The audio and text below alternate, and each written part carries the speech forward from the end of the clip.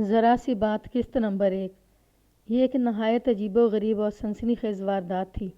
ایک گھوڑا قتل کر دیا گیا تھا۔ یہ گھوڑا کرم دین کے گھر آئے ہوئے ایک مہمان کا تھا۔ جیسا کہ بعد میں پتہ چلا، یہ مہمان دراصل کرم دین کا بھانجا تھا۔ کرم دین گاؤں کا ایک کھاتا پیتا زمیندار تھا، کچھ اثر و رسوخ بھی رکھتا تھا۔ جب میں اس حیران کن واقعے کی تحقیق کے لیے اس کی حویلی پہنچا تو وہ دروازے سے باہر کھڑا میرا انتظار کر رہا تھا۔ اسے جوڑوں کا پرانا درد تھا، اس لیے خود تھانے نہیں آ سکا تھا۔ میں اس کے ساتھ چلتا ہوا حویلی کے اندر پہنچا۔ حویلی کا ایک حصہ مہمانوں کے لیے مخصوص تھا۔ کرم دین کا بھانجا یوسف آج کل اسی حصے میں ٹھہرا ہوا تھا۔ وہ 24-25 سال کا ایک صحت مند نوجوان تھا۔ چہرہ گول اور بال گھنگریالے تھے۔ میں نے اسے دیکھتے ہی اندازہ لگایا کہ وہ سخت خوف زدہ ہے۔ وہ جس کمرے میں ٹھہرا ہوا تھا اس کے سامنے ایک برآمدہ تھا۔ چونکہ سردیوں کے دن تھے، گھوڑا برآمدے کے کونے میں بندھا تھا۔ رات کسی وقت کوئی شخص حویلی کے حصے میں داخل ہوا اور اس نے نہایت جنونی انداز میں گھوڑے کو ہلاک کر دیا۔ گھوڑے کو ہلاک کرنے کے لیے جو آلہ استعمال کیا گیا تھا وہ ٹوکا تھا۔ ٹوکے کا ایک بھرپور وار گھوڑے کی گردن پر کیا گیا تھا۔ یہ زخم کوئی 5 انچ گہرا چلا گیا تھا۔ بعد میں شاید گھوڑا گر گیا تھا اور مجرم نے شاہ رگ کی طرف سے اس کی گردن 3 جگہ سے کاٹ دی تھی۔ اس نے اسی پر بس نہیں کیا تھا۔ سخت وحشت کے عالم میں اس نے گھوڑے کے سر پر ٹوکے کے پے در پے وار کیے تھے اور پیٹ پھاڑ کر اس کی آنتیں باہر نکال دی تھیں۔ یقیناً یہ ایک وحشیانہ کارروائی تھی۔ سفید رنگ کا جوان گھوڑا برآمدے کے وسط میں بے حرکت پڑا تھا۔ اس کا خون ایک تالاب کی صورت میں جمع ہوا تھا۔ گھوڑے کے مالک یوسف نے خوفزدہ لہجے میں بتایا کہ رات کے پچھلے پہر اسے پیشاب کی حاجت ہوئی۔ وہ حویلی سے نکل کر قریبی کھیتوں میں چلا گیا۔ جب کوئی پون گھنٹے بعد وہ واپس آیا تو گھوڑا مردہ پڑا تھا۔ کمرے میں اس کی چارپائی بھی ٹوٹی ہوئی تھی۔ چارپائی کے ذکر پر مجھے کمرہ دیکھنے کی ضرورت محسوس ہوئی۔ میں نے ادھ کھلے دروازے سے کمرے میں جھانکا۔ اندر کا منظر یہ سمجھانے کے لیے کافی تھا کہ جنونی شخص در حقیقت یوسف کو قتل کرنے آیا تھا۔ یہ یوسف کی خوش قسمتی تھی کہ وہ کمرے میں موجود نہیں تھا اور قاتل کا غصہ اس بے زبان گھوڑے پر اتر گیا۔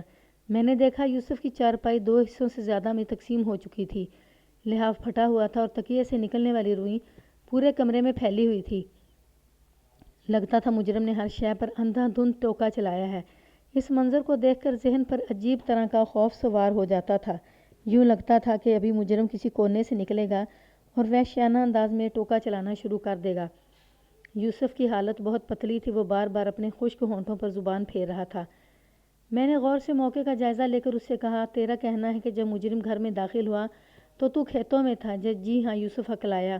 میں نے کہا، دیکھ جو کچھ ہوا ہے سچ سچ بتا، یہ نہ ہو تم لوگوں کو لینے کے دینے پڑ جائیں۔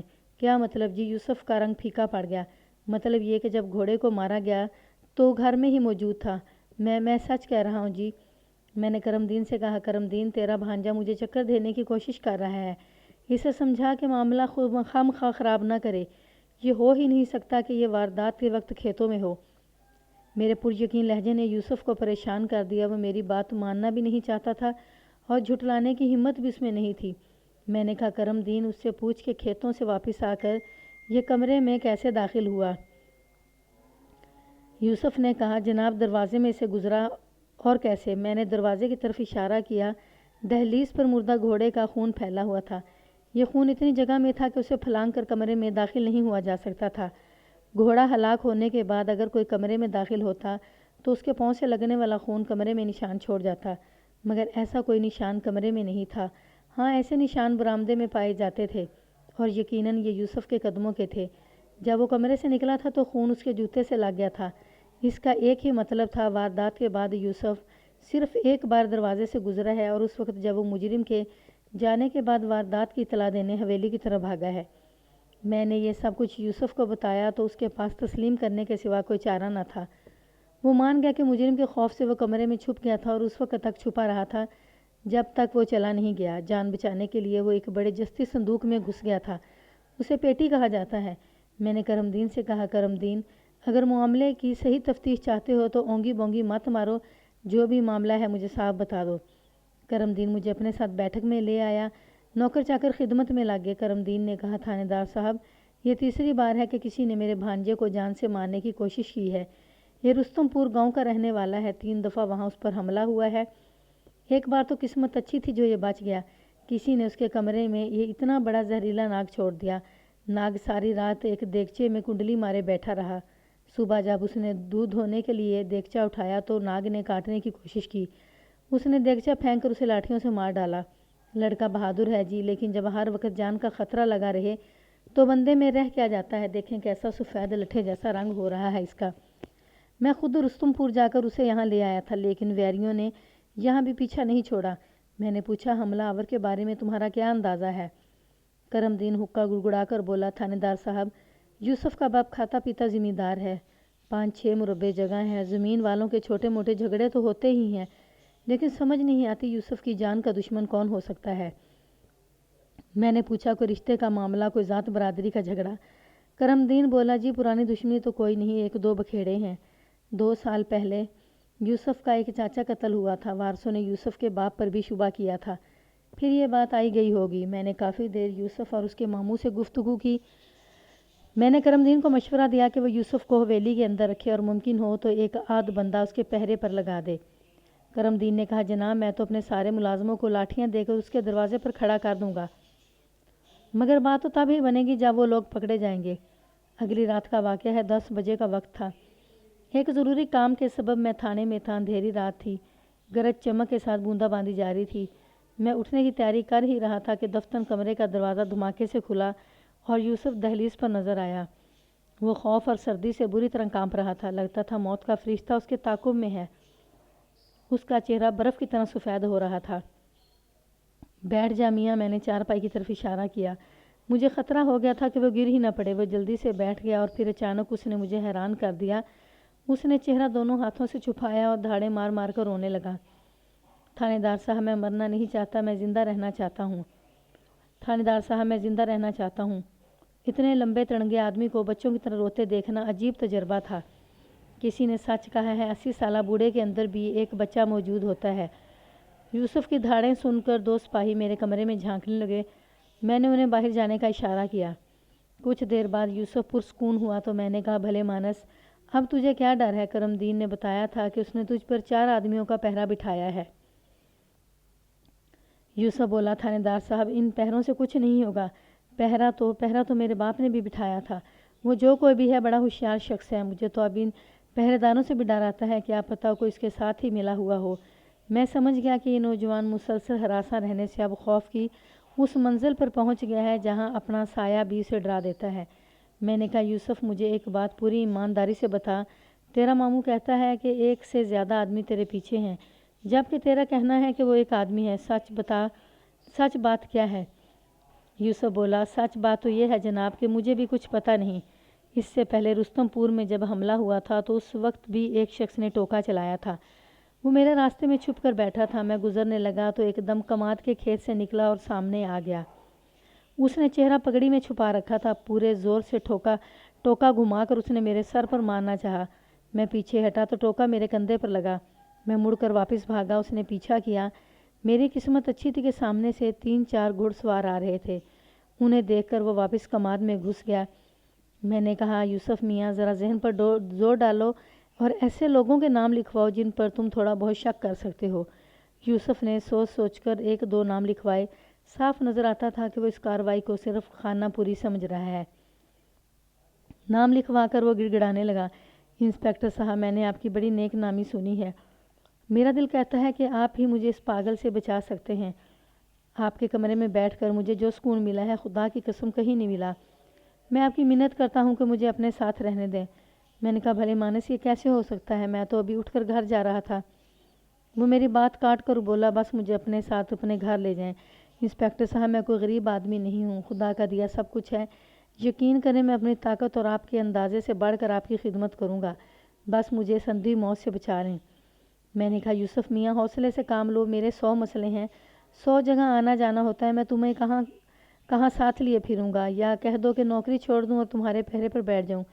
میری بات پر وہ پھر آبدیدہ ہو گیا، گلگیر آواز میں بولا، انسپکٹر صاحب، میں آپ کو بتا رہا ہوں کہ وہ مجھے زندہ نہیں چھوڑے گا۔ میں نے آپ کو سب کچھ بتا دیا ہے، اگر کچھ کر سکتے ہیں تو کر لیں۔ مجھے اس پر غصہ بھی آ رہا تھا اور ترس بھی۔ بہرحال یہ میرے علاقے کا معاملہ تھا، مجھے کچھ نہ کچھ تو کرنا تھا۔ ویسے بھی یوسف کچھ ایسا غلط نہیں کہہ رہا تھا۔ مجرم کے غضب کا اندازہ بے زبان جانور کی وحشیانہ چیر پھاڑ سے ہوتا تھا۔ میں نے کچھ سوچ بچار کے بعد یوسف سے کہا، دیکھ بھائی، میں ایسا کرتا ہوں، اپنے 2 ہوشیار کانسٹیبل تیری حفاظت پر لگا دیتا ہوں۔ ان میں سے ایک کے پاس پکی رائفل ہوگی، وہ 24 گھنٹے تیرے ساتھ رہیں گے۔ یوسف نے کہا، انسپکٹر صاحب، اب میں کچھ نہیں کہوں گا، آپ جو بہتر سمجھیں کریں۔ لگتا تھا اس کا دل کا غبار اب نکل چکا ہے۔ میں نے کہا، وہ دونوں میرے بھروسے کے آدمی ہیں، تم چین سے جا کر سو جو، ابھی آدھے گھنٹے میں وہ تمہارے پاس پہنچ جاتے ہیں۔ ٹھیک ہے جی، یوسف نے ٹھنڈی سانس بھر کے کہا۔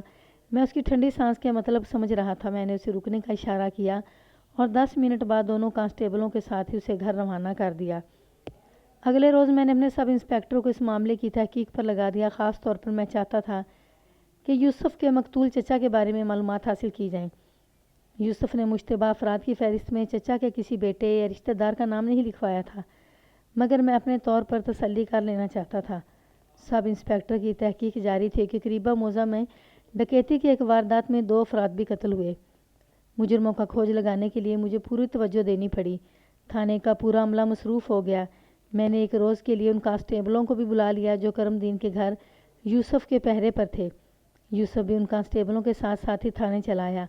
انسپکٹر صاحب، آپ نے انہیں بلا لیا ہے؟ میں نے ذرا جھلا کر کہا، یار، اچھے بھلے صحت مند آدمی ہو، کیوں اتنا ڈرتے ہو؟ کچھ نہیں ہو جائے گا تمہیں۔ وہ خاموشی سے سر جھکائے کھڑا رہا۔ مجھے پھر ترس آ گیا۔ جان کا خوف آدمی کو کیا سے کیا بنا دیتا ہے۔ یوسف مضبوط ہاتھ پیر والا مضبوط نوجوان تھا۔ کھاتے پیتے گھرانے کے افراد کی طرح اس کی بھی توند تھوڑی سی نکلی ہوئی تھی۔ موٹی گردن میں سونے کا وزنی کینٹھا لٹک رہا تھا، ریشمی لباس اور چم چم کرتا جوتا۔ بال تھوڑے سے گھنگریلے تھے اور بیچ میں سے مانگ نکالی ہوئی تھی۔ عام حالات میں اگر کوئی شخص اس کو بزدلی کا طعنہ دیتا تو وہ مرنے مارنے پر اتر آتا، لیکن جان کے مسلسل خوف نے اسے سب کچھ کہنے اور سہنے پر مجبور کر دیا تھا۔ میں نے اس کی شرمندگی مٹانے کے لیے کہا، یوسف میاں، میرا مطلب ہے تم گھر جاؤ۔ میں نے کانسٹیبلوں کو عارضی طور پر بلایا ہے، شام کو یا کل صبح تک وہ تمہاری ڈیوٹی پر پہنچ جائیں گے۔ یوسف نے سر ہلایا۔ ٹھیک ہے جی، لیکن یہ بتا دیں کہ کانسٹیبلوں کے آنے تک میں اپنے کمرے میں رہوں یا ادھر ادھر ہو جاؤں؟ میں نے کہا، بے فکر ہو کر اپنے کمرے میں رہو، کوئی گھبرانے کی بات نہیں۔ کچھ دیر بیٹھ کر وہ واپس چلا گیا۔ مجھے بھی گاؤں سے باہر جانا تھا۔ ڈکیتی کا کیس خاصا پیچیدہ ثابت ہو رہا تھا۔ انگریز ایس پی بے حد سخت تھا۔ بار بار اس کے ہرکارے رپورٹ لینے کے لیے آ رہے تھے۔ قریباً 6 روز اسی بھاگ دوڑ میں گزر گئے۔ اس دوران مجھ سے ایک فاش غلطی یہ ہوئی کہ میں کانسٹیبلوں کو واپس یوسف کے پہرے پر نہ بھیج سکا۔ چھٹے دن جب ڈکیتی کے مجرم گرفتار ہوئے اور مجھے اس ہنگامے سے فرصت ملی تو دفتر میں بیٹھنا نصیب ہوا۔ اس روز 10 بجے مجھے پتہ چلا کہ کل شام یوسف پر قاتلانہ حملہ ہوا تھا اور وہ شدید زخمی حالت میں امرتسر ہسپتال میں ہے۔ اس خبر نے مجھے چونکا دیا۔ میں نے فوراً کرم دین بلانے کے لیے سپاہی دوڑایا۔ کرم دین تو نہیں آیا، لیکن اس کا بڑا بیٹا طفیل سپاہی کے ساتھ تھانے پہنچا۔ اس نے بتایا کہ کرم دین بھی ہسپتال میں ہے، اسے بھی چوٹیں آئی ہیں۔ اس واقعے کے بارے میں بتاتے ہوئے اس نے کہا، تھانے دار جی، نہر پار کے گاؤں ستوکی میں ایک عرس تھا۔ چاچے کرم دین نے بھرا یوسف سے کہا کہ وہ بھی ساتھ عرس پر جائے۔ دراصل ہم سب گھر والے عرس پر جاتے ہیں۔ یوسف کہتا تھا کہ وہ گھر پر رہے گا، مگر ہم سب نے کہہ سن کر اسے تیار کر لیا۔ اس نے کہا، ٹھیک ہے، میں تھانے دار صاحب سے پوچھ کر چلا جاتا ہوں۔ وہ آیا تھا پوچھنے، لیکن آپ کہیں گئے ہوئے تھے۔ چاچے نے اسے کہا کہ تھانے دار نے تجھے نیک کام سے منع تو نہیں کیا؟ اللہ والے کا دربار ہے، وہاں دل کی مرادیں پوری ہوتی ہیں اور دعائیں سنی جاتی ہیں۔ سونا رب تیری مشکل بھی آسان کرے گا۔ کل صبح کوئی 6 بجے ہم عرس کے لیے روانہ ہوئے۔ 3 تانگے تھے، ایک میں عورتیں اور بچے تھے اور 2 میں مرد۔ خیریت سے پہنچ گئے۔ واپسی پر شام کے وقت جب ہم نہر کے پاس پہنچے تو اچانک درختوں سے نکل کر 4 آدمی سامنے آ گئے۔ انہوں نے ڈھاٹے لگا رکھے تھے اور ہاتھوں میں برچیاں تھیں۔ ایک شخص نے، جس کے ہاتھ میں ٹوکا تھا، یوسف کا نام لے کر للکارا اور بولا، تو لاکھ پیروں میں بھی بیٹھ، میں تجھے زندہ نہیں چھوڑوں گا۔ اس کے ساتھ ہی انہوں نے تانگے پر حملہ کر دیا۔ کوچوان تو جان بچانے کے لیے بھاگ گیا۔ ہم 5 آدمیوں نے، جن میں چاچا بھی تھا، برچی والوں کا ڈٹ کر مقابلہ کیا۔ ہمارے پاس ایک رائفل بھی تھی، مگر بدقسمتی سے اس میں کارتوس پھنس گیا۔ ایک شخص، جس کے ہاتھ میں ٹوکا تھا، یوسف پر جھپٹا اور 2-3 وار کیے۔ ایک وار یوسف کی ٹانگ پر لگا اور ہڈی کاٹ گیا اور وہ وہیں گر کر تڑپنے لگا۔ اتنے میں ہمارا دوسرا تانگا بھی پہنچ گیا۔ 6-7 آدمی نعرے مارتے ہوئے تانگے سے اترے تو برچیوں والے بھاگ نکلے۔ ہمارے آدمیوں نے درختوں میں ان کا پیچھا کیا، مگر وہ ہاتھ نہیں آئے۔ یوسف شدید زخمی ایک کھیت میں پڑا تھا۔ پہلے تو ہمیں لگا کہ وہ مارا گیا، پھر کچھ سانس نظر آئی۔ ہم نے اسے اسی تانگے میں رکھا اور پکی سڑک کی طرف بھاگے۔ میں نے کہا ٹھیک ہے، میں تمہاری بات سمجھ گیا، اب یہ بتاؤ کہ کسی حملہ آور کی پہچان ہوئی؟ کرم دین کا بیٹا نفی میں سر ہلا کر بولا جناب، لڑائی کے دوران ان میں سے ایک آدمی کا ڈھاٹھا کھل گیا تھا، میں نے بڑے غور سے اسے دیکھا مگر پہچان نہ سکا، دوسرے کی بھی کوئی پہچان نہیں ہوئی۔ ہاں ایک برچھی ٹوٹ کر وہاں گر گئی تھی، وہ ہم اٹھا لائے ہیں۔ میرے کہنے پر اس نے تہبند کی ڈب کھولی اور برچھی کا اگلا حصہ میز پر رکھ دیا۔ کہنے لگا یہ دیکھیں جناب، اس پر کچھ لکھا ہوا بھی ہے۔ میں نے دیکھا برچھی کی ایک طرف باریک لفظوں کے ساتھ کچھ لکھا ہوا تھا۔ لکھائی مدھم پڑ چکی تھی مگر کوشش کے بعد میں پڑھنے میں کامیاب رہا۔ مستری اشرف پردیسی کے مدھم الفاظ لکھے تھے، تھوڑی ہتھوڑی اور لوہے کی کیل سے دھات پر نقطے ڈالے گئے تھے۔ ان نقطوں نے مندرجہ بالا الفاظ کی شکل اختیار کر لی تھی۔ یہ ٹوٹی ہوئی برچھی ایک اہم سراغ ثابت ہو سکتی تھی۔ مجھے اس واردات سے دلی صدمہ پہنچا تھا۔ وجہ ظاہر ہے یہی تھی کہ ایک آدمی کا اعتماد میری وجہ سے مجروح ہوا، اس نے مجھ پر اندھا اعتماد کیا اور میری غفلت سے اسے جان کے لالے پڑے۔ یہ خبر سن کر مجھے مزید افسوس ہوا کہ یوسف کی ٹانگ گھٹنے سے کاٹ دی گئی ہے، اس کے جسم میں زہر پھیلنے کا اندیشہ اب بھی موجود تھا۔ میں نے خود سے عہد کیا کہ جلد سے جلد مجرموں کا سراغ لگانے کی کوشش کروں گا۔ سب سے پہلے میں امرتسر پہنچا اور ہسپتال میں یوسف کو دیکھا۔ اس کے 2 آپریشن ہو چکے تھے اور اب حالت خطرے سے باہر تھی، وہ ہوش میں تھا۔ میں نے اسے 1-2 باتیں کی، اس نے اپنا ہاتھ بڑھا کر میرا بازو پکڑ لیا۔ ابھی وہ بات کرنے کے قابل نہیں تھا لیکن اس کی آنکھیں کہہ رہی تھیں کہ وہ مجھ پر اعتماد کرتا ہے۔ میں اس بچے کھچے اعتماد کو خالی لفظوں کی تسلی نہیں دینا چاہتا تھا۔ میں نے اس کا کندھا تھپ تھپایا اور باہر نکل آیا۔ سب انسپکٹر کی مکمل رپورٹ آ چکی تھی، وہ کوئی اہم سراغ ڈھونڈنے میں ناکام رہا تھا۔ اب میرے پاس آگے بڑھنے کا واحد راستہ وہ ٹوٹی ہوئی برچھی تھی۔ اس پر کنندہ نام سے اندازہ ہوتا تھا کہ یہ کسی اشرف پردیسی نامی لوہار نے بنائی ہے۔ ان دنوں ہر گاؤں میں ایک آدھ لوہار ضرور ہوتا تھا۔ میں نے سب انسپکٹر کی ڈیوٹی لگائی کہ وہ ارد گرد کے دیہات میں اشرف نامی لوہار کا پتہ کرے۔ سب انسپکٹر نے تیسرے روز مجھے اپنی ناکامی کی خبر سنائی۔ مجھے پہلے ہی اس شخص سے اچھی توقع نہیں تھی، اس سے پہلے اس نے مشتبہ ناموں پر تحقیق کی تھی اور کچھ حاصل نہیں کر سکا تھا، بس اپنی کارکردگی دکھانے کے لیے چند الٹی سیدھی باتیں رپورٹ میں لکھ دی تھیں۔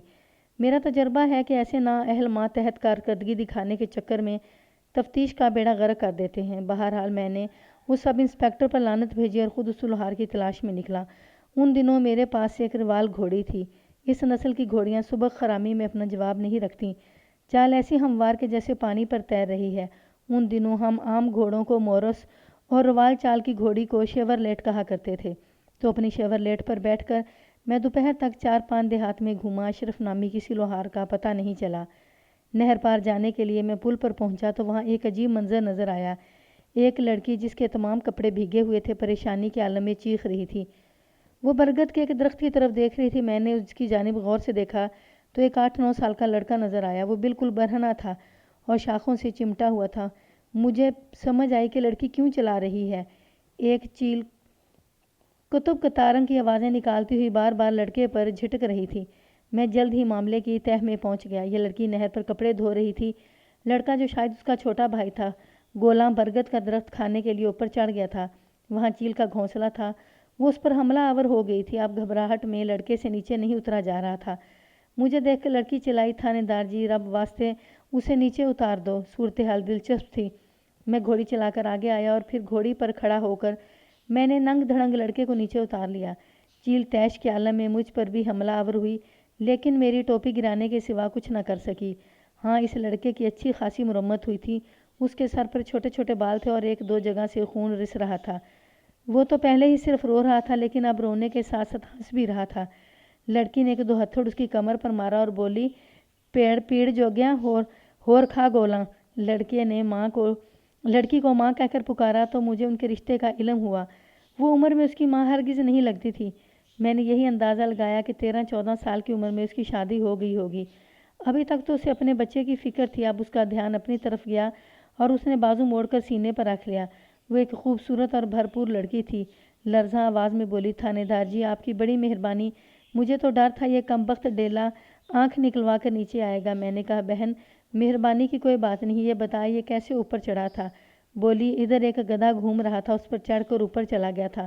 میں نے کہا گدھے کو اور بھی کوئی کام ہوں گے، وہ کب تک نیچے کھڑا اس کا انتظار کرتا، اس لیے وہ کھسک گیا۔ میری بات پر اس کی ماں بیٹا وہ کھلکھلا کر ہنس پڑے۔ میں پھر اپنے سفر پر روانہ ہو گیا۔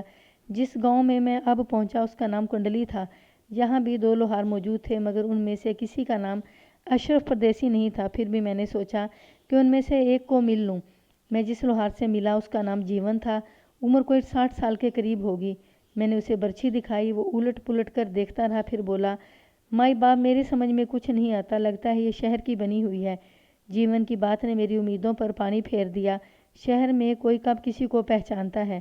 اگر برچھی وہاں سے خریدی گئی تھی تو خریدار کا سراغ ملنا ناممکن تھا۔ میں نے اٹھتے اٹھتے کہا، بابا اس پر کسی مستری اشرف پردیسی کا نام لکھا تھا، تیری نظر میں اس نام کا کوئی کاریگر ہے؟ مستری اشرف کا نام سن کر بابے جیون کے کان کھڑے ہوئے، بولا، اس پر مستری اشرف کا نام لکھا ہے؟ میں نے اس بات میں سر ہلایا۔ بابا جیون کچھ دیر گم سم رہا، پھر کہنے لگا، سرکار، مستری اشرف نام کا لڑکا تو اس گاؤں میں ہے مگر وہ لوہار نہیں، وہ تو راج گیری کرتا ہے۔ کرتا کیا ہے؟ کرتا تھا، اب تو چھوڑ چکا ہے۔ بابے جیون کی بات نے مجھے چونکا دیا۔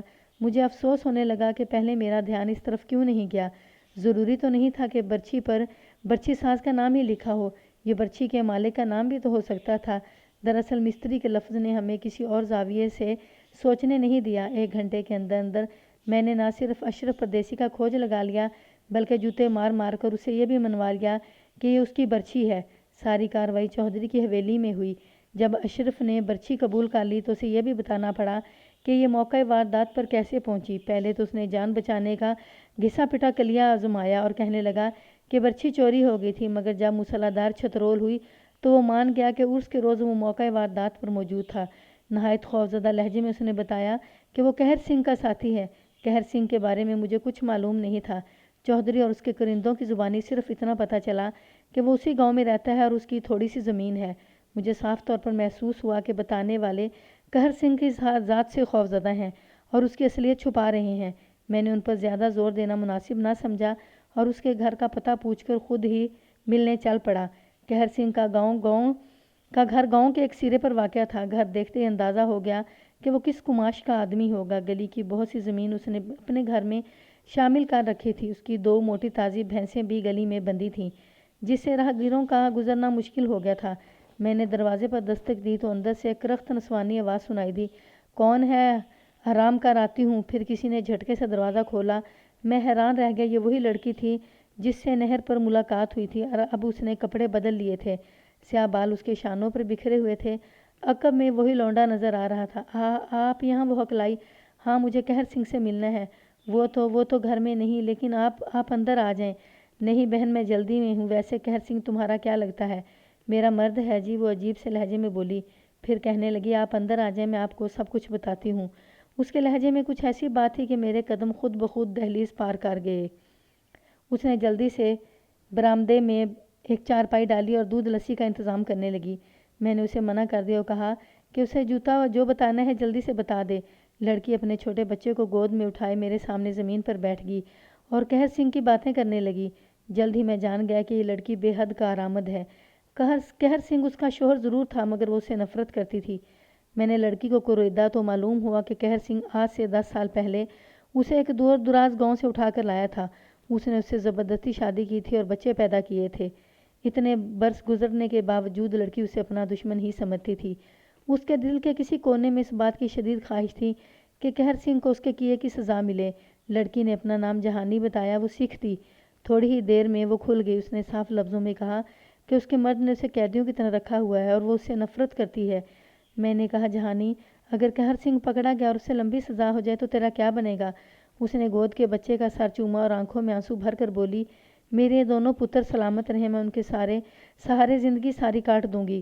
انہیں پالنے کے لیے 8 پہر مزدوری کر سکتی ہوں، لیکن اس مرد کے پاؤں کی جوتی بن کر نہیں رہ سکتی۔ میں قہر سنگھ کے گھر زیادہ دیر نہیں رکا، لیکن اس مختصر سے وقت میں جہانی نے کچھ ایسی باتیں میرے کان میں ڈال دیں کہ قہر سنگھ کو گھیرنا آسان ہو گیا۔ اس نے بتایا کہ قہر سنگھ کے گھر آنے کا کوئی وقت نہیں، بعض دفعہ وہ کئی دن گھر کا رخ نہیں کرتا۔ اس نے کہا کہ وہ ویر والی گاؤں کے پاس ایک بیلا ہے، وہاں فوجیوں کی کچھ پرانی بیرکیں ہیں۔ قہر سنگھ نے بھی اپنا ڈیرا بنا رکھا ہے، اس کے ٹھکانے کا علم گاؤں میں بھی کسی کو نہیں۔ جہانی ٹھیک ہی کہتی تھی۔ مستری اشرف گدھے کی طرح مار کھانے کے باوجود قہر سنگھ کے اس ٹھکانے کے بارے میں نہیں بتا سکا تھا۔ جہانی سے رخصت ہو کر میں پھر چودھری کے پاس آیا اور اسے بتایا کہ قہر سنگھ کی عورت بڑی منہ پھٹ ہے، تھانے میں جا کر اس کا دماغ ٹھیک ہوگا۔ اس نے شوہر کے بارے میں کچھ نہیں بتایا۔